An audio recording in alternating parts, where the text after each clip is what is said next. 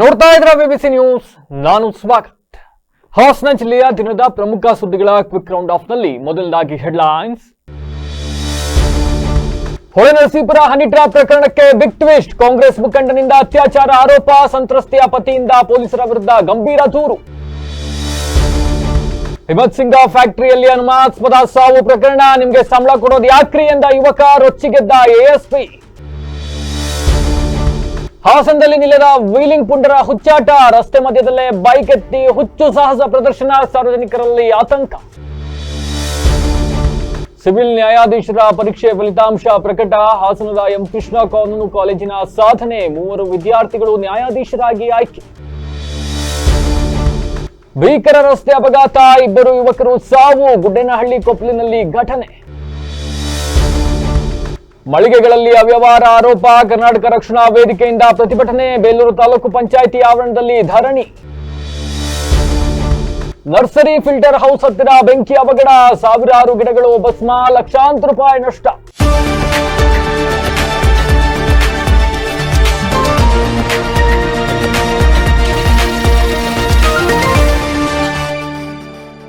ವಾರ್ತೆಗಳ ವಿವರ. ನಿನ್ನೆಯಷ್ಟೇ ಹೊಳೆನರಸೀಪುರದಲ್ಲಿ ಹನಿ ಟ್ರ್ಯಾಪ್ ಪ್ರಕರಣ ಒಂದು ಬಹಳಷ್ಟು ಸದ್ದು ಮಾಡಿತ್ತು.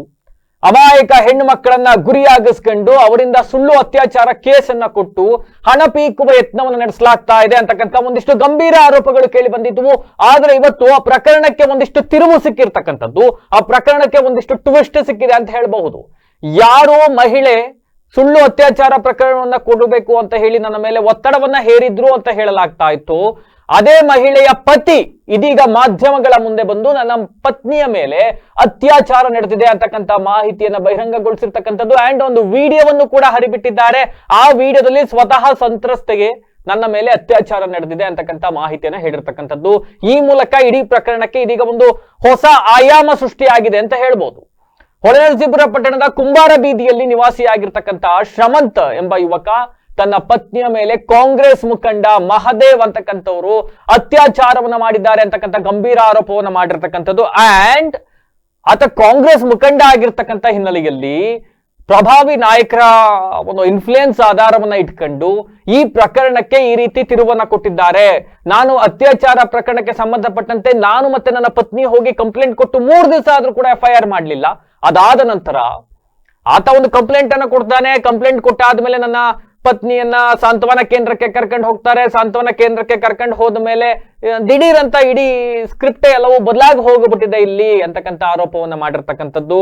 ಯಾರು ಈಗ ಒಂದಿಷ್ಟು ಅಲ್ಲಿಯ ವಕೀಲರ ಮೇಲೆ ಒಂದಿಷ್ಟು ಆರೋಪಗಳು ಬಂದಿದ್ದಾವೆ, ಅವರನ್ನ ಸದ್ಯ ಹನಿ ಟ್ರ್ಯಾಪ್ ಪ್ರಕರಣದ ಅಡಿಯಲ್ಲಿ ಅರೆಸ್ಟ್ ಅನ್ನ ಮಾಡಲಾಗಿದೆ. ನಾಗಲಕ್ಷ್ಮಿ ಅಂತಕ್ಕಂಥವ್ರು ಅಂಡ್ ಅವರ ಪತಿ ಸಿದ್ದಿಕ್ ಅಹಮದ್ ಅಂತಕ್ಕಂಥವ್ರು, ಅವರ ಮೇಲೆ ಸುಳ್ಳು ಆರೋಪವನ್ನು ಮಾಡಲಾಗಿದೆ ಅಂತಕ್ಕಂಥದ್ದು ಇವರ ಆರೋಪ.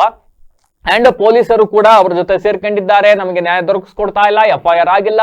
ಕಾಂಗ್ರೆಸ್ನ ಮುಖಂಡರಾಗಿರ್ತಕ್ಕಂಥವ್ರು, ಗ್ರಾಮ ಪಂಚಾಯತಿ ಸದಸ್ಯ ಕೂಡ ಅಂತೆ ಆತ, ಅವರ ಕುಮ್ಮಕ್ಕು ಅಂಡ್ ಅವರ ಪ್ರಭಾವದಿಂದಾಗಿ ಈ ರೀತಿ ಮಾಡಲಾಗ್ತಾ ಇದೆ ಅಂತಕ್ಕಂಥ ಆರೋಪಗಳನ್ನ ಮಾಡಿರ್ತಕ್ಕಂಥದ್ದು.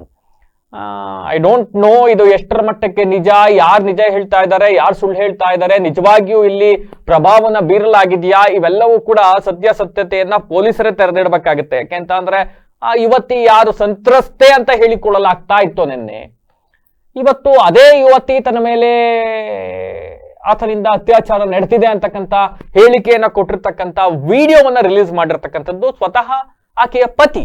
ಹೀಗಾಗಿ ಈ ಪ್ರಕರಣದಲ್ಲಿ ಏನ್ ಸತ್ಯಾಸತ್ಯತೆ ಇದೆ ಅನ್ನೋದನ್ನ ಹೇಳಬೇಕು. ನಾನು ಎಕ್ಸ್ಟ್ರಾ ಡ್ರ್ಯಾಗ್ ಮಾಡ್ಲಿಕ್ಕೆ ಹೋಗೋದಿಲ್ಲ. ಕಾಂಗ್ರೆಸ್ ಮುಖಂಡ, ಗ್ರಾಮ ಪಂಚಾಯತಿ ಸದಸ್ಯ ಕೂಡ ಅಂತೆ ಆತ, ಆತನಿಂದ ಇವೆಲ್ಲ ಆಗಿರ್ತಕ್ಕಂಥದ್ದು. ಮಹದೇವ್ ಅಂತಕ್ಕಂಥವನು ಅಂತಕ್ಕಂಥದ್ದು ಇವರ ಆರೋಪ. ಲೆಟ್ಸ್ ಸಿ, ಇದ್ರ ಬಗ್ಗೆ ಒಂದು ತನಿಖೆ ಆಗಬೇಕಾಗುತ್ತೆ. ಜಿಲ್ಲಾ ಪೊಲೀಸ್ ವರಿಷ್ಠಾಧಿಕಾರಿಗಳು ಈ ಬಗ್ಗೆ ಹೆಚ್ಚಿನ ಗಮನ ವಹಿಸಿ ಈ ಬಗ್ಗೆ ಒಂದು ಸತ್ಯಾಸತ್ಯತೆಯನ್ನ ಹೊರಗೆ ತರಲಿ ಅಂತಕ್ಕಂಥದ್ದು ಕೂಡ ನಮ್ಮ ಆಶಯ.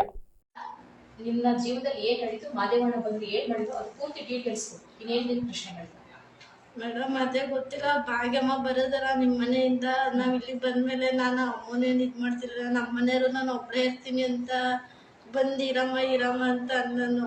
ಅದಕ್ಕೆ ನಾನು ಸುಮ್ಮನಾಗಿ ಅವನೇ ಇದ್ ಮಾಡ್ತಾನಲ್ಲ, ನೀವು ಅವತ್ತು ಮನೆ ಹತ್ರ ಬೈದಿದ್ರಿ ಹಿಂಗೆಲ್ಲ ಬರಕ್ಕೆ ಕೇಳ್ಕೋಬೇಡ, ಹಿಂಗ್ ಸರಿ ಇಲ್ಲ ಅಮ್ಮ ಹಿಂಗೆಲ್ಲ ಮಾತಾಡೈತೆ ಅಂತ ನೀವು ಒಂದ್ ಮಾತು ಅಂದಿದ್ರಿ. ಅವನ ಅದನ್ನ ಅರ್ಥ ಮಾಡ್ಕೊಳ್ಳಿ. ನಾನು ಹೇಳೋದಂದ್ರೆ ನನ್ನ ಮೇಲೆ ಇನ್ನೂ ಕೂಗಾಡ್ತಾನೆ ಅಂತ ನಾನೇನು ಮಾತಾಡ್ಲಿಲ್ಲ. ಸುಮ್ಮನೆ ಅದೇ ನಾನು ಬೇಡ ಬಿಡು ಶಮಂತ ಅನ್ಕೊಂಡು ಆಮೇಲೆ ನಿನ್ನೆ ದಿವಸ ಏನಾಯ್ತು ನನಗೆ ಗೊತ್ತಿಲ್ಲ, ಭಾಗ್ಯಮ್ಮ ಹೇಳ್ ಕಳ್ಸೈತೋ ಏನೋ ಗೊತ್ತಿಲ್ಲ, ನಮ್ಮನೆ ಹತ್ರ ಬಂದು ಹಿಂಗೆಲ್ಲ ಕದ ತೊಟ್ಟಿದಾಗ ನಾನು ತಗದೆ. ಆಮೇಲೆ ಮಾತಾಡ್ಸ್ಕೊಂಡು ಬಂತು, ಒಳಗೆ ಬಂದು ಮೈಯೆಲ್ಲ ಸವರಿ ಏನು ಹಿಂಗಿದ್ಯಾ, ಯಾಕೆ ಇಷ್ಟು ಕಷ್ಟದಲ್ಲಿದ್ಯಾ ಅನ್ಕೊಂಡು ನಾನು ಏನಾರು ಹೆಲ್ಪ್ ಮಾಡ್ತೀನಿ ಅಂದ್ಬಿಟ್ಟು ನನಗೆ ಬಲಾತ್ಕಾರದಿಂದ ಹಿಂಸೆ ಮಾಡ್ಕೊಂಡು ನನಗೆ ಬೇಕು, ನನಗೆ ಹೆಲ್ಪ್ ಮಾಡ್ತೀನಿ ಬೇರೆದ್ರಲ್ಲಿ ಅಂತ ಅನ್ಕೊಂಡೆ ಅವಣ್ಣ ಆಗಿದೆ. ಆದರೂ ನನಗೆ ಏನು ಹೇಳಬೇಕು ಅನ್ನೋದೇ, ನನ್ನ ಒಳಗಡೆ ಏನು ಹೇಳಿದೆ ಅದೆಲ್ಲ ನಿಜ ಸರ್. ನನ್ನ ಮಗನ ನ್ಯಾಯ ತರಿಸ್ಕೊಡಿ ಅಷ್ಟೇ ನಾನು ಕೇಳ್ಕೊಳ್ಳೋದು. ಏನು ಅನ್ಯಾಯ ಆಗಿದೆ ನಿಮ್ಮ ಮಗನಿಗೆ? ನನ್ನ ಮಗನಿಗೆ ಅತ್ಯಾಚಾರ ಆಗೈತೆ ನನ್ನ ಸೊಸೆಗೆ. ಆದರೂ ನನ್ನ ಮಗನಿಗೆ ಯಾರೂ ಮಾಡ್ಕೊಡೋರಿಲ್ಲ. ನ್ಯಾಯ ಕೇಳಕ್ಕೆ ಹೋದ್ರೆ ಅವ್ರು ಏನು ಹೇಳೋರಿಲ್ಲ, ಮಾಡೋರಿಲ್ಲ ಸರ್. ನಮ್ಗೆ ನ್ಯಾಯ ಕೊಡೋ ದೇವತೆನೇ ತಗೊಂಡೋಗಿ ಅರೆಸ್ಟ್ ಮಾಡೋರಲ್ಲ, ನಮ್ಗೆ ಇನ್ಯಾರು ಕೊಡಿಸ್ತಾರೆ ಸರ್? ನಮಗೆ ಅವರೇ ಇಲ್ಲದ ಮೇಲೆ ಅವ್ರನ್ನ ಯಾಕೆ ಅರೆಸ್ಟ್ ಮಾಡಿದಾರೆ? ಅರೆಸ್ಟ್ ಮಾಡ್ಯಾರ ಅಂದಮೇಲೆ ಅವರು ಏನೇನೋ ತಲೆ ಕೆಡಿಸಿ ಅವಳನ್ನ ಹಾಸ್ಟ್ಲಿಗೆ ಎಲ್ಗೋಗ್ಬಿಟ್ಟವ್ರೆ ಸರ್. ಅಲ್ಲಿಗೆ ಹೋಗಿ 3 ದಿವಸ ಆದ್ಮೇಲೆ ತಲೆ ಕೆಡಿಸಿ ಇವತ್ತು ಮೇಡಮ್ಮನ ಮೇಲೆ ತಪ್ಪು ಹೊರ್ಸ್ತಾರಲ್ಲ. ಏನು ಕೊರ್ಸಿದ್ರು? ಅವತ್ತೆಲ್ಲ ನಿಜ ಹೇಳವ್ರೆ. ನನ್ನ ಮಗನು ಅವಳು ನಿಜ ಹೇಳವ್ರೆ ಎಲ್ಲವ. ಅದೆಲ್ಲ ನಮ್ಮ ಹತ್ರ ಗ್ರೂಪ್ ಐತೆ. ಆದ್ರೆ ನಮ್ಗೆ ಏನ್ ನಿಜ ಹೇಳಿದಾರೆ? 3 ದಿವಸ ಆದ್ಮೇಲೆ ಮಾದೇವ ಬಂದು ನನ್ನ ಏನು ಅಂತಂದರೆ, ನಾವು ಮದುವೆಗೆ 3 ವರ್ಷ ಆಯಿತು. ಅನ್ನೊಂದು ಗಂಡು ಪಾಪು ಈ ಕಡೆ ನೋಡಿ. ನಾವೇನು ಮಾಡ್ದೋ ಒಂಚೂರು ಅತ್ತೆ ಸೊಸೆ ಅಂತ ಚೆನ್ನಾಗಿರಲಿಲ್ಲ. ಅದಕ್ಕೆ ನಾನು ಸಪ್ರೇಟ್ ಮನೆ ಮಾಡಿದೆ. ಮಾಡೋಕ್ಕೆ ಹೋದೆ. ನನ್ನ ಹತ್ರ ದುಡ್ಡು ಇರಲಿಲ್ಲ ಅವಾಗ. ನನಗೆ ಅವಾಗ ನಾಗಲಕ್ಷ್ಮಿ ಮೇಡಮು ಮುಂಚೆ ಹಳೆ ಪರಿಚಯ ಇತ್ತು. ಅವ್ರ ಕಡೆಯಿಂದ ಬೇರೆಯವ್ರ ಕಡೆಯಿಂದ ಕಾಂಟ್ಯಾಕ್ಟಿಂದ ಪರಿಚಯ ಇತ್ತು. ಅವ್ರ ಹತ್ರ ನಾನು ಹಿಂಗೆ ಆಗೈತೆ ಅಂತ ಅಂದಾಗ ಆಯಿತು, ಒಂದು ಸ್ವಲ್ಪ ದಿನ ಅಮೌಂಟ್ ಅಡ್ಜಸ್ಟ್ ಮಾಡ್ಕೊಳ್ಳೋವರೆಗೂ ನಮ್ಮ ಮನೇಲಿ ಇರಿ ಅಂತ 1 ತಿಂಗಳು ನನಗೆ ಆಶ್ರಯ ಕೊಟ್ಟವ್ರೆ. 1 ತಿಂಗಳ ನಂತರ ನಾನು ಕೆಲಸ ಮಾಡಿ ಅವ್ರಿಗೆ ಅಮೌಂಟ್ ಕೊಟ್ಟಿದ್ದಕ್ಕೆ ಬೇರೆ ಅವರೇ ಮನೆ ತೋರಿಸಿ ಹುಡುಕಿ ನಮಗೆ ಮನೆ ಮಾಡಿಕೊಟ್ರು. ಸ್ವಂತ ಮನೆ ಮಕ್ಳ ಥರ ನಮ್ಮನ್ನು ನೋಡಿಕೊಟ್ರು. ಪಾಪ ಇವತ್ತು ಅವ್ರಿಗೆ ಅನ್ಯಾಯ ಆಗುತ್ತೆ. ಏನು ಅಂತ ಹೇಳ್ತೀನಿ. ನೋಡಿಕೊಂಡೆ ಹಿಂಗೆ ಅವ್ರ ಮನೆಗೆ ಮಾದೇವ ಅಂತ ಬರೋನು, ರಂಗೇನಹಳ್ಳಿ ಅಂತ. ಅವನು ಗ್ರಾಮ ಪಂಚಾಯತಿ ಮೆಂಬರ್ ಇದ್ದಾನೆ. ಅದರಿಂದವ ಹಿಂಗೆ ಪರಿಚಯ. ಏನಪ್ಪ ಸಣ್ಣ ಪುಟ್ಟ ಹೆಲ್ಪ್ ಮಾಡ್ತೀನಿ ಅಂದಾಗ ದೊಡ್ಡ ವ್ಯಕ್ತಿ ಅಲ್ವಾ, ಏನೋ ನಿಮ್ಮ ಕೈಲಾದಷ್ಟು ಮಾಡೋಣ ಅಂತ ನಾವು ಕೇಳಿದ್ದು. ಅವಾಗಲಿಂದ ಪರಿಚಯ. ನಾನು 13ನೇ ತಾರೀಕು ಕೆಲ್ಸಕ್ಕೆ ಹೋಗಿದ್ದೀನಿ. ಕೆಲ್ಸಕ್ಕೆ ಹೋಯ್ತಾನೆ ಐತೆ ಹಿಡಿದಂಗೆ. ಯಾವತ್ತು ಬಂದಿಲ್ಲ. ಅವತ್ತು ಬಂದವನೇ ಬಂದು ನಮ್ಮ ಮನೇಲಿ ಒಬ್ಬಳೇ ಇರೋ ಟೈಮ್. ಹಾಸನ ನಗರದ ಹಿಮಂತ್ ಸಿಂಗ್ ಫ್ಯಾಕ್ಟರಿ ಅಲ್ಲಿ ಕಾರ್ಮಿಕನಾಗಿ ಕೆಲಸ ಮಾಡ್ತಾ ಇದ್ದಂತ ಓರ್ವ ಯುವಕ ಅನುಮಾನಾಸ್ಪದವಾಗಿ ಸಾವನ್ನಪ್ತಾನೆ. ಅದಾದ ನಂತರ ಒಂದಿಷ್ಟು ಕುಟುಂಬಸ್ಥರು ಅನುಮಾನವನ್ನ ವ್ಯಕ್ತಪಡಿಸ್ತಾರೆ. ಇದು ಕೊಲೆ ಶಂಕೆಯನ್ನ ವ್ಯಕ್ತಪಡಿಸ್ತಾರೆ. ಇದಾದ ನಂತರ ಹಾಸನದ ಜಿಲ್ಲಾ ಪೊಲೀಸ್ ವರಿಷ್ಠಾಧಿಕಾರಿಗಳ ಕಚೇರಿ ಮುಂದೆ ಒಂದಿಷ್ಟು ಪ್ರತಿಭಟನೆ ನಡೆಸಲಾಗುತ್ತೆ ಅವರ ಕುಟುಂಬಸ್ಥರು ಹಾಗೂ ಯುವಕನ ಸ್ನೇಹಿತರಿಂದ. ಘಟನೆ 3 ಗಂಟೆಗೆ ನಡೆದ್ರೆ 7 ಗಂಟೆಗೆ ನಮಗೆ ಮಾಹಿತಿ ಕೊಟ್ಟಿದ್ದಾರೆ. ಮನೆಯಿಂದ ಹಾಕೊಂಡು ಹೋಗಿದ್ದು ಯೂನಿಫಾರ್ಮ್ ಡ್ರೆಸ್ಸು, ಆದ್ರೆ ವಾಪಸ್ ಶವ ಸಿಕ್ಕ ಸಂದರ್ಭದಲ್ಲಿ ಡ್ರೆಸ್ಸೇ ಬದಲಾಗಿ ಹೋಗ್ಬಿಟ್ಟಿದೆ. ಇಷ್ಟೆಲ್ಲ ಆಗಿದೆ ಅಂತ ಅಂದ್ರೆ ಇದರಿಂದ ಏನೋ ಒಂದು ಷಡ್ಯಂತ್ರ ನಡೆದಿದೆ. ಅಂಡ್ ಏನು 3 ಗಂಟೆಗೆ ಈ ಪ್ರಕರಣ ನಡೆದಿದೆ. ಇದಾದ ನಂತರ ಕುಟುಂಬಸ್ಥರಿಗೆ ಮಾಹಿತಿ ಕೊಡಬೇಕಾಗಿತ್ತು. ಆದ್ರೆ ಕುಟುಂಬಸ್ಥರಿಗೆ ಮಾಹಿತಿಯನ್ನ ಕೊಟ್ಟಿಲ್ಲ. ಸಾಕಷ್ಟು ಅನುಮಾನಗಳು ಮೂಡ್ತಾ ಇದ್ದಾವೆ ಈ ಪ್ರಕರಣದಲ್ಲಿ. ಹಂಗಾಗಿ ಸ್ಥಳಕ್ಕೆ ಕಂಪನಿಯ ಮ್ಯಾನೇಜರ್ ಬರಬೇಕು, ಆಡಳಿತ ಮಂಡಳಿಯವರು ಸ್ಪಾಟಿಗೆ ಬರಬೇಕು, ನಮಗೆ ಸ್ಪಷ್ಟನೆ ಕೊಡಬೇಕು ಅಂತ ಹೇಳಿ ಒತ್ತಾಯಿಸಿ ಪೊಲೀಸ್ ವರಿಷ್ಠಾಧಿಕಾರಿಗಳ ಕಚೇರಿ ಮುಂದೆ ಪ್ರತಿಭಟನೆಯನ್ನ ಮಾಡ್ತಾ ಇದ್ರು. ಜೆನ್ಯೂನ್ಲಿ ಆ ಕ್ಷಣಕ್ಕೆ ಪೊಲೀಸರು ಅವರನ್ನ ಎಷ್ಟು ಸಮಾಧಾನ ಪಡಿಸಬಹುದೋ ಅಷ್ಟು ಸಮಾಧಾನವನ್ನ ಪಡಿಸುವ ಪ್ರಯತ್ನವನ್ನು ಕೂಡ ಪಟ್ಟರು. ಆ ಕ್ಷಣದಲ್ಲಿ ನಾನು ಇಲ್ಲ ಅಂತ ಹೇಳೋದಿಲ್ಲ. ನೀವು ಕಂಪ್ಲೇಂಟ್ ಕೊಡ್ರಪ್ಪ, ನೀವು ಕಂಪ್ಲೇಂಟ್ ಕೊಡಿ. ನೀವ್ ಏನೇನು ಆರೋಪ ಮಾಡ್ತೀರಿ ಅವೆಲ್ಲವನ್ನು ಕಂಪ್ಲೇಂಟ್ ಕೊಡಿ, ನಾವು ತನಿಖೆ ಮಾಡ್ತೀವಿ, ನ್ಯಾಯ ಕೊಡಿಸ್ತೀವಿ. ಎಂತೆಂಥದೋ ಪ್ರಕರಣ, ಮೊನ್ನೆ ನಡೆದಂತ ಆ ಮಹಿಳೆ ನಾಟಕ ಆಡಿ ಕುಣಿಗಳಿಗೆ ಹೋಗಿ ಕೂತಿದ್ದ ಪ್ರಕರಣನೇ ನಾವು ಬೇಡ್ಸಿದ್ದೀವಿ. ಈ ಪ್ರಕರಣನೂ ಕೂಡ ಅಷ್ಟೇ ನ್ಯಾಯಯುತವಾಗಿ ನಾವು ತನಿಖೆ ಮಾಡ್ತೀವಿ, ಕಂಪ್ಲೇಂಟ್ ಕೊಡಿ ಅಂತ ಹೇಳಿದ್ರು. ಇದೇ ವಿಚಾರಕ್ಕೆ ಸಂಬಂಧಪಟ್ಟಂತೆ ವಾದ ವಿವಾದಗಳೆಲ್ಲ ನಡೀತಾ ಇತ್ತು. ಕುಟುಂಬಸ್ಥರ ಪಟ್ಟೊಂದೇ, ಯಾರು ಆತ ಮ್ಯಾನೇಜರ್ ಇದ್ದಾನೆ ಆಡಳಿತ ಮಂಡಳಿಯವರನ್ನ ಈ ಕೂಡಲೇ ಕರೆಸಬೇಕು ನೀವು ಇಲ್ಲಿಗೆ ಅಂತಕ್ಕಂಥದ್ದು. ಇದೇ ವಿಚಾರಕ್ಕೆ ಸಂಬಂಧಪಟ್ಟಂತೆ ಇಲ್ಲಿದ್ದ ಯಾರೋ ಒಬ್ಬ ಯುವಕ ಅವರು ಒಂದಿಷ್ಟು ಈ ಸಂದರ್ಭದಲ್ಲಿ ನೋವಲ್ಲಿರ್ತಾರೆ, ಆಕ್ರೋಶ ಭರಿತವಾಗಿರ್ತಾರೆ. ಅದೇ ಸಂಬಳ ನಿಮಗೆ ಸರ್ಕಾರ ಸಂಬಳ ಯಾಕ್ರಿ ಕೊಡೋದು, ಕರೆಸ್ರಿ ಅವನ್ನ ಇಲ್ಲಿಗೆ ಅಂತ ASP ಅವರಿಗೆ ಹೇಳಿಬಿಡ್ತಾರೆ. ಈ ಸಂದರ್ಭದಲ್ಲಿ ASP ಅವರು ಒಂದು ಮಟ್ಟಕ್ಕೆ ಅವರ ಪೀಕ್ ಲೆವೆಲ್ ಹೋಗ್ಬಿಟ್ಟಿರುತ್ತೆ ಸಮಾಧಾನ ಮಾಡಿ ಮಾಡಿ ಮಾಡಿ. ಆ ಸಂದರ್ಭದಲ್ಲಿ ಅವರು ರೊಚ್ಚಿಗೆದ್ದು ಬಿಟ್ಟಿದ್ದಾರೆ. ಯುವಕನ ಮೇಲೆ ಕೂಗಾಡಿದ್ದಾರೆ, ಹಾರಾಡಿದ್ದಾರೆ. ನನಗೆ ಯಾರೇ ಸಂಬಳ ಕೊಡ್ತಾರೆ, ಹೋಗಿ ನಾನು ಕಂಪ್ಲೇಂಟ್ ತಗೊಳ್ಳೋದಿಲ್ಲ, ಹೋಗು, ನಾನು ಯಾಕೆ ಕರೆಸ್ಬೇಕು ಅವ್ರ, ನಾನು ಕರೆಸೋದಿಲ್ಲ, ಹೋಗು ಅಂತ ಹೇಳಿ ಒಂದಿಷ್ಟು ಆಕ್ರೋಶ ಭರಿತವಾಗಿ ಮಾತನಾಡಿದ್ದಾರೆ. ಈ ಸಂದರ್ಭದಲ್ಲಿ ಒಂದಿಷ್ಟು ಉದ್ವಿಗ್ನತೆ ವ್ಯಕ್ತ ಎಲ್ಲ ಆಗಿದೆ. ಆದ್ಮೇಲೆ ಎಲ್ಲರೂ ಕೂಡ ಸಮಾಧಾನ ಆಗಿದ್ದಾರೆ. But at the end of the day ಪ್ರಕರಣದಲ್ಲಿ ಏನಾಗಿದೆ ಅಂತಕ್ಕಂಥದ್ದು ಮರಣೋತ್ತರ ಪರೀಕ್ಷೆ ಆಗಿದೆ. ಆ ರಿಪೋರ್ಟ್ ಬಂದ ತಕ್ಷಣ ಅಸಲಿ ಕತೆ ಏನು, ಈ ಅನುಮಾನದ ಹುತ್ತಗಳ ಸುತ್ತ ಇರ್ತಕ್ಕಂಥ ಅಸಲಿ ಕತೆ ಏನು ಅನ್ನೋದು ಬಯಲಾಗತ್ತೆ. ಹೇಳಪ್ಪ ಏನೇನಾಗಬೇಕು ಇನ್ಯಾರು ಮಾತಾಡ್ತೀನಿ ನೀವು ಮಾತಾಡ್ತೀರಾ ನೀವ್ ಹೇಳ್ತಾರೆ ಬಟ್ಟೆ ಚೇಂಜ್ ಆಗಿದೆ ತನಿಖೆ ಮಾಡ್ತಾರೆ ಆಯ್ತು ನೆಕ್ಸ್ಟ್ ಸಾವ್ ಆಗಿದೆಯಪ್ಪ ಅದಕ್ಕೆ ಅವ್ರು ಬರ್ಬೇಕು ಅದಕ್ಕೆ ಏನ್ ಅಡ್ರೆಸ್ ಮಾಡ್ಬೇಕು ಮಾಡ್ತಾರೆ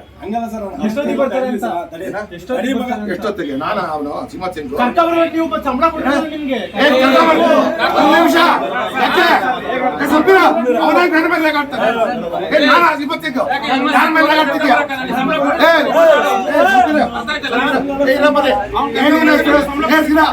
ಏನು ಯಾಕೆ ಏನಾದ್ರು ಮಾಡ್ತಿದ್ಯಾ ನಾನು ಅದಕ್ಕೆ ಸಂಬಳ ಕೊಡೋದು ಸಂಬಳ ನನ್ಗೆ ಅದಕ್ಕೆ ಕೊಡ್ತದ್ದು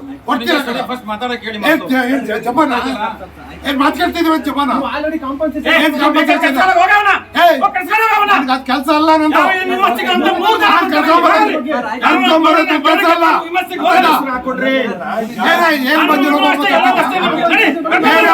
ಬೇಡ ಬಿಡು ಕಾಂಪನ್ಸೇಷನ್ ಬಿಡು ಮಾತಾಡ್ತಿದ್ಯಾ ಹೆಚ್ಚಿಗೆ ಮಾತಾಡ್ಬೇಡ ಅರ್ಥಾಯ್ತಲ್ಲ ಏನ್ ಹತ್ತಂಟ ಕೆಲ್ಸನ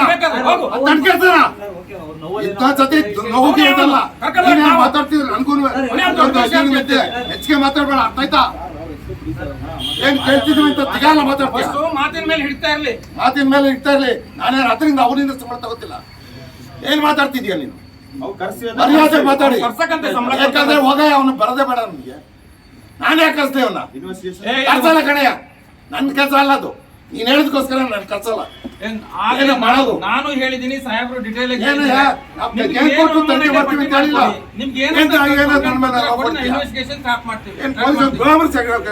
ಪ್ರತಿಯೊಂದು ತನಿಖೆ ಮಾಡ್ಕೊಡ್ತೀನಿ ನಾನು ಇನ್ನು ಮೆಸೇಜ್ ಸಿಗ್ರಿಲ್ಲ ಸರ್ವಿಸ್ ಮಾಡ್ತೀನಿ ನಾನು. ಹಾಸನದಲ್ಲಿ ಪುಂಡರ ವೀಲಿಂಗ್ ಹಾವಳಿ ಕಡಿಮೆ ಆಗ್ತಾ ಇಲ್ಲ. ಇವತ್ತು ಹಾಸನ ನಗರದ 80 ಫೀಟ್ ರಸ್ತೆಯಲ್ಲಿ ಬೆಳಿಗ್ಗೆ ಯುವಕರು ವೀಲಿಂಗ್ ಮಾಡ್ಕೊಂಡು ಅದನ್ನ ಮೊಬೈಲ್ ಅಲ್ಲೇನೋ ವಿಡಿಯೋ ಮಾಡ್ಕೊಳ್ತಾ ಇದ್ರಂತೆ. ಸೋಷಿಯಲ್ ಮೀಡಿಯಾಗಳಲ್ಲಿ ಹಾಕಿ ಲೈಕ್ಸ್ ತಗೊಂಡು ಬೆಳಿಗ್ಗೆ ನಾವು ಸ್ಟಾರ್ಗಳಾಗ್ಬಿಡ್ಬೇಕು ಅನ್ನೋ ಹುಚ್ಚುತನ. ಇವತ್ತು ಇದೇ ತರ ಪಾಪ ಅಲ್ಲಿ ಯಾರು ವೀಲಿಂಗ್ ಅಲ್ಲ ಮಾಮೂಲಿ ರಸ್ತೆಯಲ್ಲಿ ಹೋಗ್ತಾ ಇದ್ದಾರೆ, ಇಬ್ರು ಪರಸ್ಪರ ಡಿಕ್ಕಿ ಹೊಡೆದು ಇಬ್ರು ಸತ್ತೋಗಿದ್ದಾರೆ.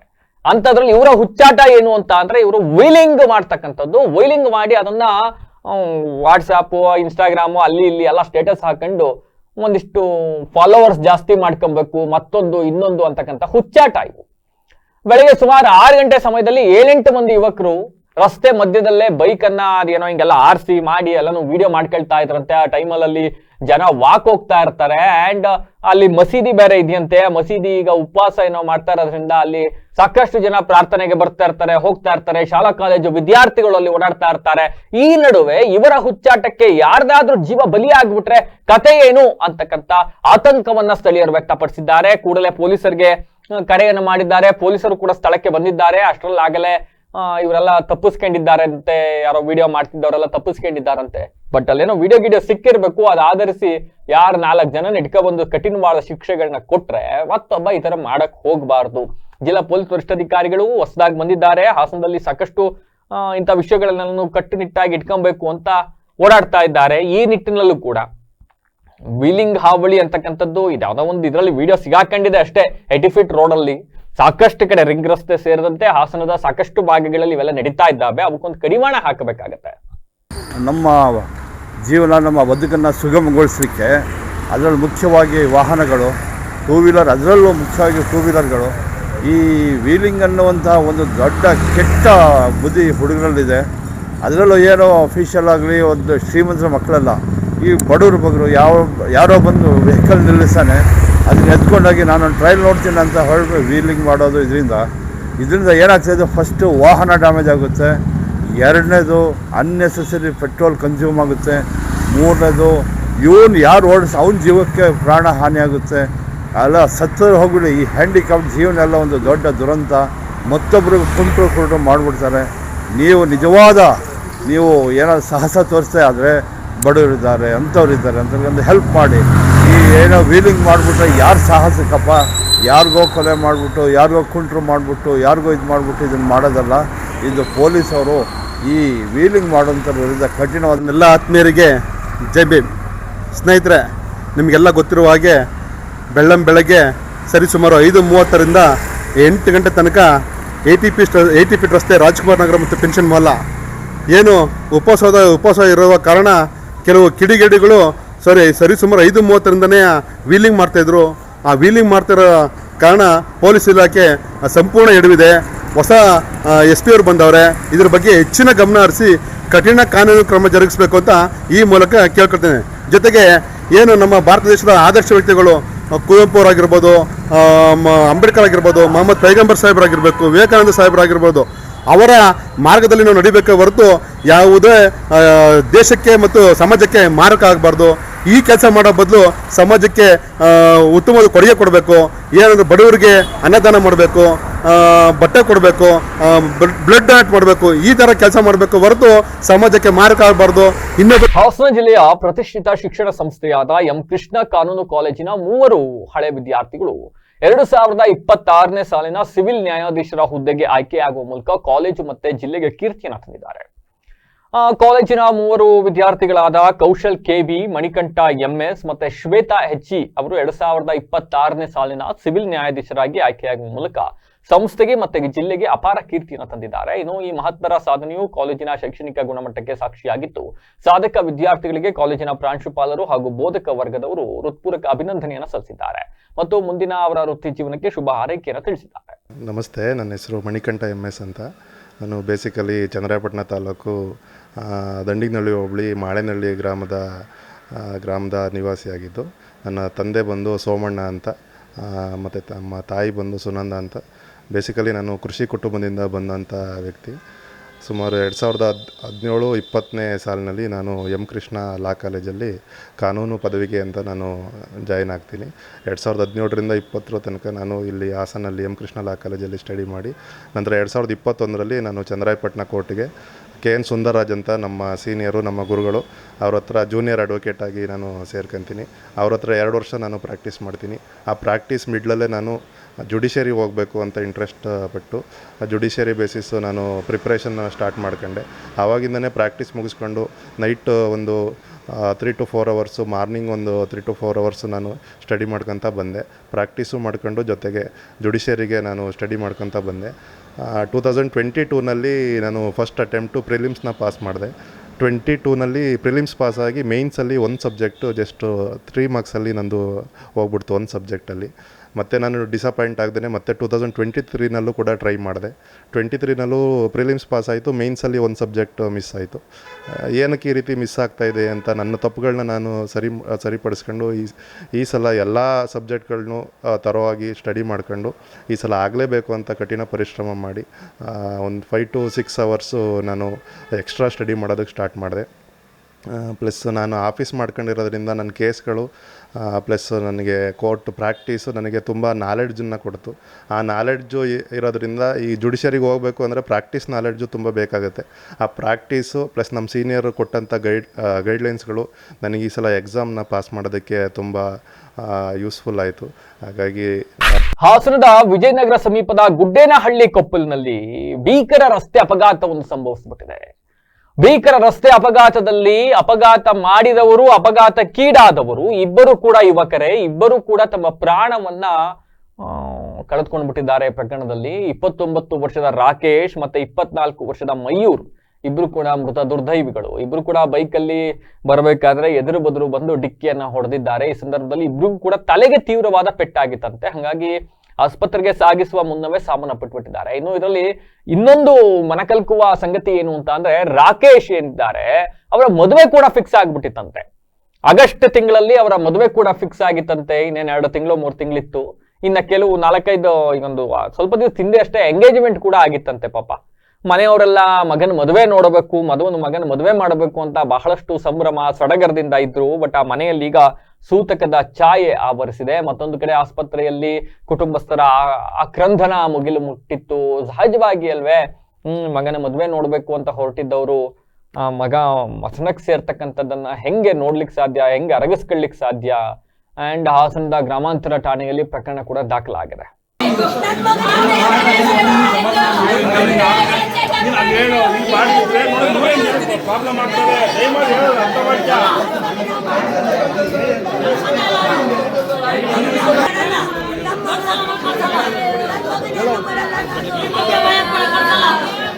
ಬೇಲೂರು ಪಟ್ಟಣದ ತಾಲೂಕು ಪಂಚಾಯಿತಿ ಕಚೇರಿ ಆವರಣದಲ್ಲಿ ಕರ್ನಾಟಕ ರಕ್ಷಣಾ ವೇದಿಕೆ ನೇತೃತ್ವದಲ್ಲಿ ಮಳಿಗೆಗಳ ಅವ್ಯವಹಾರ ಆರೋಪವನ್ನ ಮುಂದಿಟ್ಟುಕೊಂಡು ಪ್ರತಿಭಟನೆಯನ್ನ ನಡೆಸಲಾಗಿದೆ.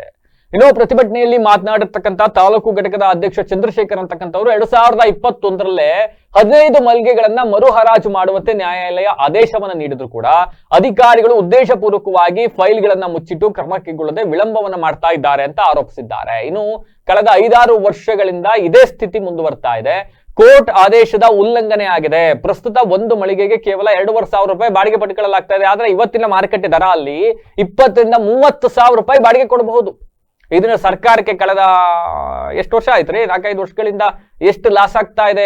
4 ರಿಂದ 5 ಸಾವಿರ ರೂಪಾಯಿ ಲಾಸ್ ಆಗಿದೆ. 4 ರಿಂದ 5 ಕೋಟಿ 4 ರಿಂದ 5 ಕೋಟಿ ರೂಪಾಯಿ ನಷ್ಟ ಆಗಿದೆ ಅಂತ ಹೇಳಿ ತಮ್ಮ ಅಸಮಾಧಾನವನ್ನ ಹೊರಹಾಕಿದ್ದಾರೆ. ಇನ್ನು ಮಳಿಗೆಗಳನ್ನ ಖಾಲಿ ಮಾಡೋದಕ್ಕೆ ನ್ಯಾಯಾಲಯ 45 ದಿನಗಳ ಗಡುವನ್ನ ನೀಡಿದ್ರು ಕೂಡ, ನೋಟಿಸ್ ಜಾರಿ ಮಾಡಿದ್ರು ಕೂಡ, ಆ ಗಡುವು ಮುಗ್ದಿದ್ರು ಕೂಡ ಅಧಿಕಾರಿಗಳು ಕ್ರಮ ಕೈಗೊಂಡಿಲ್ಲ. And contempt of the court ಅಲ್ವಾ ಇದು. ಹಂಗಾಗಿ ಕೂಡಲೇ ಬೀಗ ಹಾಕಬೇಕು, ಅವರೆಲ್ಲನ್ನು ತೆರವುಗೊಳಿಸಬೇಕು ಅಂತ ಹೇಳಿ ಒತ್ತಾಯಿಸಿದ್ದಾರೆ. ಇನ್ನು ಈ ಸಂದರ್ಭದಲ್ಲಿ ಸಂಘಟನೆಯ ಪ್ರಧಾನ ಕಾರ್ಯದರ್ಶಿ ಖಾದರ್ ಸೇರಿದಂತೆ ಇನ್ನಿತರರು ಹಾಜರಿದ್ದರು. ಭ್ರಷ್ಟ ಅಧಿಕಾರಿಗಳಿಗೆ ಕರ್ನಾಟಕ ರಕ್ಷಣಾ ವೇದಿಕೆಯ ಹೋರಾಟಕ್ಕೆ ಕಣ್ಣು ಮುಚ್ಚಿ ಕುಳಿತಿರುವ ಆಡಳಿತ ವರ್ಗಕ್ಕೆ ಬೇಕೇ ಬೇಕು. ತಾಲೂಕ್ ಪಂಚಾಯತಿ ಬೇಲೂರು 2021ರಲ್ಲೇ ಏನು 15 ಮಳಿಗೆನ ಹರಾಜು ಮಾಡಿ ಅಂತ ಹೇಳ್ಬಿಟ್ಟು ಕೋರ್ಟ್ ಆದೇಶ ಮಾಡಿದೆ. ಆದ್ರೆ ಇಲ್ಲಿನ ಭ್ರಷ್ಟ ಅಧಿಕಾರಿಗಳು ಆ ಬಂದಂತ ಫೈಲ್ನೇ ಸಹ ಮುಚ್ಚಿಟ್ಟು ಇವತ್ತು 6 ವರ್ಷ, ಇವತ್ತಿಗೆ 5-6 ವರ್ಷ ತುಂಬಿದೆ. 5-6 ವರ್ಷ ತುಂಬಿದಂತ 15 ಮಳಿಗೆನ ಇವತ್ತು ಒಂದು ಮಳಿಗೆ 2,500 ಬಾಡಿಗೆ ತಗೊಂತಿದ್ದಾರೆ. ಇಷ್ಟವರೆಗೂ ಒಂದು ಮಳಿಗೆ 2,500 ಅಂದ್ರೆ 15 ಮಳಿಗೆ ದುಡ್ಡು ಎಷ್ಟಾಯ್ತು? ಇವತ್ತಿನ ಒಂದು ಬಾಡಿಗೆ 20 ರಿಂದ 25 ಸಾವಿರ, 30 ಸಾವಿರ ಒಂದೊಂದು ಮಳಿಗೆ ಬಾಡಿಗೆ ಇದೆ. ನಾವು ಕೇಳೋದಿಷ್ಟೇ, ಈ ಇಲ್ಲಿನ ಅಧಿಕಾರಿಗಳು 5 ವರ್ಷದಿಂದ ಏನ್ ಕತ್ತೆ ಕಾಯ್ತಿದಾರ ಇಲ್ಲಿ? ಇವತ್ತು ಸರ್ಕಾರಕ್ಕೆ ಕಡಿಮೆ ಅಂದ್ರು 3 ರಿಂದ 4 ಕೋಟಿ ದುಡ್ಡನ್ನ ಲಾಸ್ ಮಾಡಿದ್ದಾರೆ ಈ ಅಧಿಕಾರಿ, ಭ್ರಷ್ಟ ಅಧಿಕಾರಿಗಳು. ಇವ ಭ್ರಷ್ಟ ಅಧಿಕಾರಿ 2-3 ಜನ ಇವಗಳು ಬಂದಿದ್ದಾರೆ. 3 ಜನ ಇವನ ನಾವು ಕೇಳಿದೀವಿ. ಇದನ್ನ ನಾವು ಫಾಲೋ ಮಾಡಿ ಜಿಲ್ಲಾ ಪಂಚಾಯತಿ ಇದ್ದಂತ ಈ ಫೈಲನ್ನ ನಮ್ಮ ಸಂಘಟನೆ ಪ್ರಮುಖವಾಗಿ ಅಲ್ಲಿಂದ ಎತ್ಕೊಂಡ್ಬಂದು ಇವತ್ತು 2 ವರ್ಷದಿಂದ ಸತತವಾಗಿ ಹೋರಾಟ ಮಾಡ್ತಾ ಇದ್ದೀವಿ ಅವರ ಅಪರಿವಾಗಿ ವಿರುದ್ಧವಾಗಿ. ಏನಾಯ್ತಂದ್ರೆ ಈಗ ನಾವು ವತಿಯಿಂದ ಹಮ್ಮಿಕೊಂಡಿರ್ತಕ್ಕಂತಹ ಈ ಪ್ರತಿಭಟನೆಯ ಉದ್ದೇಶ ಏನಂತ ಹೇಳಿದ್ರೆ, ಈ 6 ತಿಂಗಳ ಹಿಂದೆ ನಾವು ಕರ್ನಾಟಕ ರಕ್ಷಣಾ ವೇದಿಕೆ ನೇತೃತ್ವದಲ್ಲಿ ಒಂದು ಪತ್ರಿಕಾಗೋಷ್ಠಿಯನ್ನ ನಿಮ್ಮ ಮುಂದೆ ನಾವು ಕರೆದಿದ್ದೇವೆ. ಮಾಡಿದಂತಹ ಸಂದರ್ಭದಲ್ಲಿ ನೀವೆಲ್ಲರೂ ಕೂಡ ಇಲ್ಲಿ ಏನು ತಾಲೂಕ್ ಪಂಚಾಯಿತಿಯಲ್ಲಿ ಆಗ್ತಾ ಇರತಕ್ಕಂತಹ ಅಕ್ರಮಗಳನ್ನ ನಿಮ್ಮ ಮಾಧ್ಯಮದ ಮುಖಾಂತರ ನಾವು ಹೊರಗಡೆ ಹಾಕಿದ್ವಿ. ಆದ ನಂತರ ನಾವು ಇಒ ಹತ್ರ ಬಂದು ಮಾತಾಡಿದಂತಹ ಸಂದರ್ಭದಲ್ಲಿ ಅವರು ನಮಗೆ ಒಂದು ಅಶ್ಯೂರೆನ್ಸ್ ಅನ್ನ ಕೊಡ್ತಾರೆ. ನಾವು ಏನು ನಮ್ಮ ಬಾಡಿಗೆದಾರರಿದ್ದಾರೆ ಅವರ ಒಂದು ಹಿತವನ್ನು ಕೂಡ ಕಾಯಬೇಕು, ಜೊತೆಗೆ ನಮಗೆ ಅವರು ಬಹಳಷ್ಟು ಬಾಡಿಗೆಗಳನ್ನ ಕಟ್ಟಬೇಕು, ಅದನ್ನ ಕಟ್ಟಿಸ್ಕೊಳ್ಳೋದ್ರ ಮುಖಾಂತರ ಕೋರ್ಟ್ ಆದೇಶ ಏನ್ ನಮಗೆ ಕೊಟ್ಟಿದೆ ಅದರ ಪ್ರಕಾರ ಅವರನ್ನ ಹೊರಗಡೆ ಹಾಕ್ತೀವಿ ಅಂತ ಹೇಳಿದ್ರು. ಅದಾದ ನಂತರ ನಾವೊಂದು 2 ತಿಂಗಳ ಹಿಂದೆ ಕೇಳಿದಾಗಲೂ ಕೂಡ ಅದನ್ನೇ ಹೇಳಿದ್ರು. ಇಲ್ಲಿ ಯಾವ ಅಂಗಡಿ ಮಾಲೀಕರಿಗೂ ಕೂಡ ತೊಂದರೆ ಆಗೋದು ಬೇಡ, ಕಾನೂನು ರೀತಿ ಕ್ರಮಗಳಾಗಲಿ ಅಂತ ಹೇಳಿ ನಾವು ಕೂಡ ಸ್ವಲ್ಪ ಸುಮ್ಮನಾಗಿದ್ವಿ. ಆದ್ರೆ ಇದು ಯಾವ ರೀತಿಯಾದಂತಹ ಒಂದು ಪರಾಕಾಷ್ಠೆಗೆ ತಲುಪಿದೆ ಅಂತ ಹೇಳಿದ್ರೆ, ಪ್ರತಿ ಬಾರಿ ಒಂದು ಇವರಿಗೆ ಒಂದು ಇದನ್ನ ಕೊಟ್ಟಿದ್ದಾರೆ. ಏನಂತ ಹೇಳಿದ್ರೆ, ತಾಲೂಕು ಇಒ ಅವರಿಗೆ ಕೋರ್ಟ್ ಒಂದು ಪರ್ಮಿಷನ್ ಕೊಟ್ಟಿದೆ. ನೀವೇ ಅಲ್ಲಿಗೆ ಸುಪ್ರೀಂ ಆಗಿರ್ತೀರಾ, ನೀವು ಒಂದು ಕೋರ್ಟ್ ಅನ್ನು ನಡೆಸಬೇಕು, ಅಲ್ಲಿರ್ತಕ್ಕಂತಹ ಅಂಗಡಿ ಮಾಲೀಕರುಗಳನ್ನ ಅಲ್ಲಿಗೆ ಕರೆದು ಅವರಿಗೆ. ಬೇಲೂರು ಪಟ್ಟಣದ ನರ್ಸರಿ ಪ್ರದೇಶವಾಗಿರ್ತಕ್ಕಂಥ ಫಿಲ್ಟರ್ ಹೌಸ್ ಹತ್ತಿರ ಬುಧವಾರ ಮಧ್ಯಾಹ್ನ ಆಕಸ್ಮಿಕ ಬೆಂಕಿ ಕಾಣಿಸಿಕೊಂಡು ವ್ಯಾಪಕ ಹಾನಿ ಸಂಭವಿಸಿದೆ. ಬೆಂಕಿ ತೀವ್ರವಾಗಿ ಹಬ್ಬಿದ ಪರಿಣಾಮ ನರ್ಸರಿಯಲ್ಲಿ ಬೆಳೆಸಲಾಗಿದ್ದ ಅನೇಕ ಅಲಂಕಾರಿಕ ಮತ್ತೆ ಹಣ್ಣಿನ ಗಿಡಗಳು ಸಂಪೂರ್ಣವಾಗಿ ನಾಶವಾಗಿದೆ ಅಂತ ತಿಳಿದು ಬಂದಿದೆ. ಸ್ಥಳೀಯರ ಪ್ರಕಾರ ಮಧ್ಯಾಹ್ನದ ಹೊತ್ತಿನಲ್ಲಿ ಫಿಲ್ಟರ್ ಹೌಸ್ ಮುಂಭಾಗ ಒಣಗಿದ ಹುಲ್ಲು ಮತ್ತೆ ಪ್ಲಾಸ್ಟಿಕ್ ಕವರ್ಗಳಿಗೆ ಬೆಂಕಿ ತಗಲಿ ಕ್ಷಣಾರ್ಧದಲ್ಲೇ ಅದು ಜ್ವಾಲೆಯಾಗಿ ಏರ್ಕೊಂಡಿದೆ. ಬಿಸಿಲು ಜಾಸ್ತಿ ಇತ್ತಲ್ಲ, ಹಾಗಾಗಿ ಇನ್ನು ಗಾಳಿ ವೇಗವಾಗಿದ್ರಿಂದ ಬೆಂಕಿ ನರ್ಸರಿಯ ಭಾಗಕ್ಕೆ ವೇಗವಾಗಿ ವ್ಯಾಪಿಸಿದೆ. ಹೊಗೆ ದಟ್ಟವಾಗಿ ಆವರಿಸಿದ್ರಿಂದ ಕೆಲ ಕಾಲ ಆತಂಕದ ವಾತಾವರಣ ನಿರ್ಮಾಣವಾಗಿತ್ತು. ತಕ್ಷಣ ಸ್ಥಳೀಯರು ಅಗ್ನಿಶಾಮಕ ದಳಕ್ಕೆ ಮಾಹಿತಿಯನ್ನು ನೀಡಿದ್ದಾರೆ. ಅಗ್ನಿಶಾಮಕ ಸಿಬ್ಬಂದಿಗಳು ಸ್ಥಳಕ್ಕೆ ಆಗಮಿಸಿ ಬೆಂಕಿಯನ್ನ ನಿಯಂತ್ರಣಕ್ಕೆ ತರುವುದರಲ್ಲಿ ಯಶಸ್ವಿಯನ್ನಾದ್ರು. ಬಟ್ ಅಷ್ಟೊತ್ತರಲ್ಲಾಗಲೇ ಸಂಪೂರ್ಣವಾಗಿ ಬಹುತೇಕ ಭಾಗ ಸುಟ್ಟು ಕರಕಲಾಗಿ ಹೋಗಿತ್ತು. ಪ್ರಾಥಮಿಕ ಅಂದಾಜಿನ ಪ್ರಕಾರ ಲಕ್ಷಾಂತರ ರೂಪಾಯಿ ನಷ್ಟವಾಗಿದೆ ಅಂತ ಹೇಳಲಾಗ್ತಾ ಇದೆ. ಇನ್ನು ವಿದ್ಯುತ್ ಶಾರ್ಟ್ ಸರ್ಕ್ಯೂಟ್ ಅಥವಾ ನಿರ್ಲಕ್ಷ್ಯದಿಂದ ಬೆಂಕಿ ಉಂಟಾಗಿರಬಹುದು ಅಂತಕ್ಕಂಥ ಶಂಕೆಯನ್ನು ಕೂಡ ವ್ಯಕ್ತಪಡಿಸಲಾಗಿದೆ. ಬಟ್ ಲಕಿಲಿ ಯಾವುದೇ ಪ್ರಾಣಾಪಾಯ ಸಂಭವಿಸಿಲ್ಲ ಈ ಪ್ರಕರಣದಲ್ಲಿ. ಈಗ ಮತ್ತೊಮ್ಮೆ ಹೆಡ್ಲೈನ್ಸ್. ಹೊಳೆನರಸೀಪುರ ಹನಿ ಟ್ರ್ಯಾಪ್ ಪ್ರಕರಣಕ್ಕೆ ಬಿಗ್ ಟ್ವಿಸ್ಟ್. ಕಾಂಗ್ರೆಸ್ ಮುಖಂಡನಿಂದ ಅತ್ಯಾಚಾರ ಆರೋಪ, ಸಂತ್ರಸ್ತೆಯ ಪತಿಯಿಂದ ಪೊಲೀಸರ ವಿರುದ್ಧ ಗಂಭೀರ ದೂರು. ಹಿಮತ್ ಸಿಂಗ ಫ್ಯಾಕ್ಟರಿಯಲ್ಲಿ ಅನುಮಾನಾಸ್ಪದ ಸಾವು ಪ್ರಕರಣ, ನಿಮ್ಗೆ ಸಂಬಳ ಕೊಡೋದು ಯಾಕ್ರಿ ಎಂದ ಯುವಕ ರೊಚ್ಚಿಗೆದ್ದ ಎಎಸ್ಪಿ. ಹಾಸನದಲ್ಲಿ ನಿಲ್ಲದ ವೀಲಿಂಗ್ ಪುಂಡರ ಹುಚ್ಚಾಟ, ರಸ್ತೆ ಮಧ್ಯದಲ್ಲೇ ಬೈಕ್ ಎತ್ತಿ ಹುಚ್ಚು ಸಾಹಸ ಪ್ರದರ್ಶನ, ಸಾರ್ವಜನಿಕರಲ್ಲಿ ಆತಂಕ. ಸಿವಿಲ್ ನ್ಯಾಯಾಧೀಶರ ಪರೀಕ್ಷೆ ಫಲಿತಾಂಶ ಪ್ರಕಟ, ಹಾಸನದ ಎಂ ಕೃಷ್ಣ ಕಾನೂನು ಕಾಲೇಜಿನ ಸಾಧನೆ, 3 ವಿದ್ಯಾರ್ಥಿಗಳು ನ್ಯಾಯಾಧೀಶರಾಗಿ ಆಯ್ಕೆ. ಭೀಕರ ರಸ್ತೆ ಅಪಘಾತ, 2 ಯುವಕರು ಸಾವು, ಗುಡ್ಡೇನಹಳ್ಳಿ ಕೊಪ್ಪಲಿನಲ್ಲಿ ಘಟನೆ. ಮಳಿಗೆಗಳಲ್ಲಿ ಅವ್ಯವಹಾರ ಆರೋಪ, ಕರ್ನಾಟಕ ರಕ್ಷಣಾ ವೇದಿಕೆಯಿಂದ ಪ್ರತಿಭಟನೆ, ಬೇಲೂರು ತಾಲೂಕು ಪಂಚಾಯಿತಿ ಆವರಣದಲ್ಲಿ ಧರಣಿ. ನರ್ಸರಿ ಫಿಲ್ಟರ್ ಹೌಸ್ ಹತ್ತಿರ ಬೆಂಕಿ ಅವಘಡ, ಸಾವಿರಾರು ಗಿಡಗಳು ಭಸ್ಮ, ಲಕ್ಷಾಂತರ ರೂಪಾಯಿ ನಷ್ಟ. ಇದಾಗಿ ತುತ್ತಿನ ವಿಶೇಷ. ನಿರಂತರ ಸುದ್ದಿಗಾಗಿ ನೋಡ್ತಾರೆ BBC ಟಿವಿ, ಸತ್ಯದ ಕಡೆ ನಮ್ಮ ಕಡೆ.